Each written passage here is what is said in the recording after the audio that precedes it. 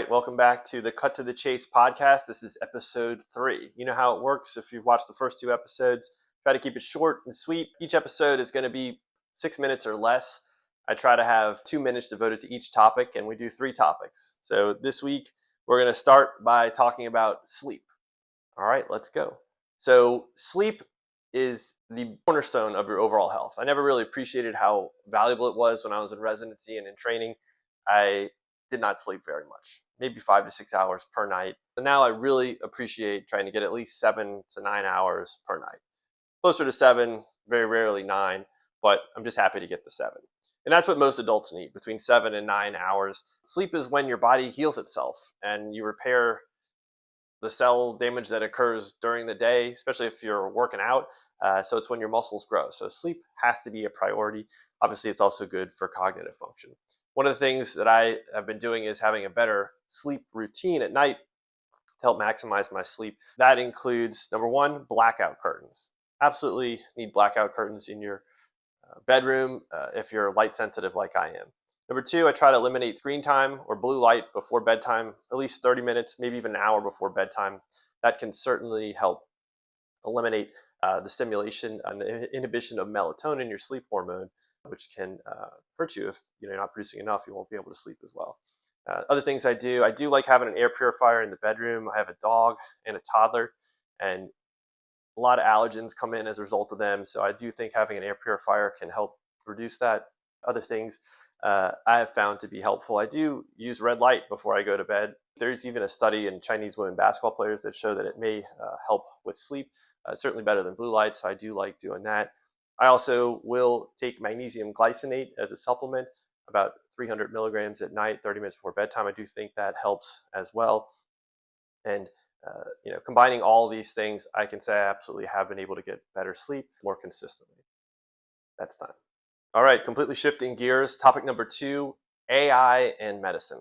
So I've done a lot of posts about AI, and I've seen a lot of videos about how AI is going to replace doctors, and maybe in some specialties they might ultimately completely replace them. Who knows, maybe radiology or something along those lines.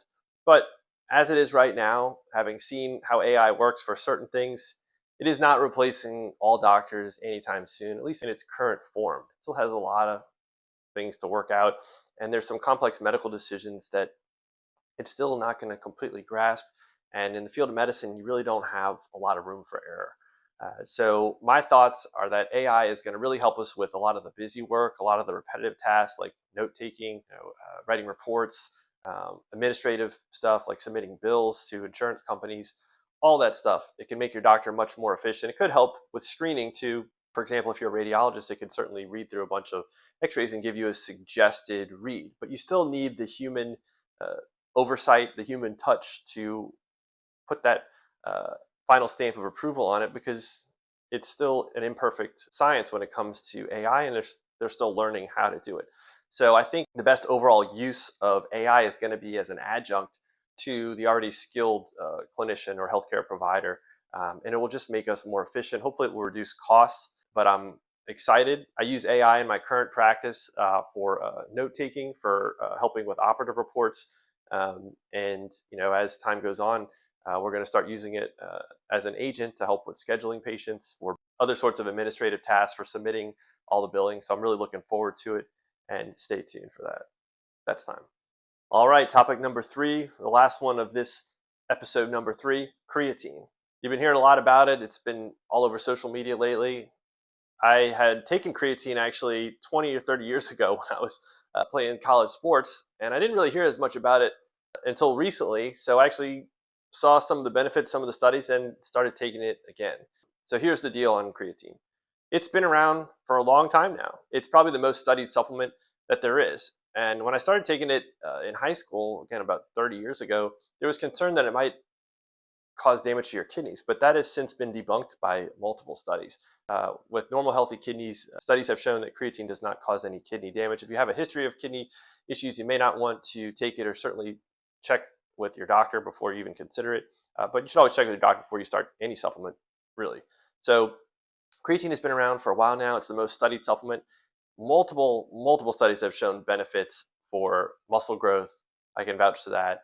Also, more recent data has been showing that it can help with cognitive function. So there are a lot of benefits of creatine. It basically just gives your body more energy to do normal cellular functions. Certainly helps your skeletal muscle, but can even help with brain function. So I am a supporter of creatine. I do think that maintaining muscle mass is one of the most important things you can do as you get older. Again, we know the benefits of muscle are helping with not only glucose regulation, but studies also show that the more muscle mass you have, the more likely you are to survive pretty much any major illness. So always check with your doctor before starting it, but creatine is one of the better supplements out there if you're going to consider supplementation, and that's fine. All right, that concludes episode number 3. Hope you enjoyed it. Try to keep it short and sweet, and stay tuned for the next one. We're going to do this again next week. Cut to the chase!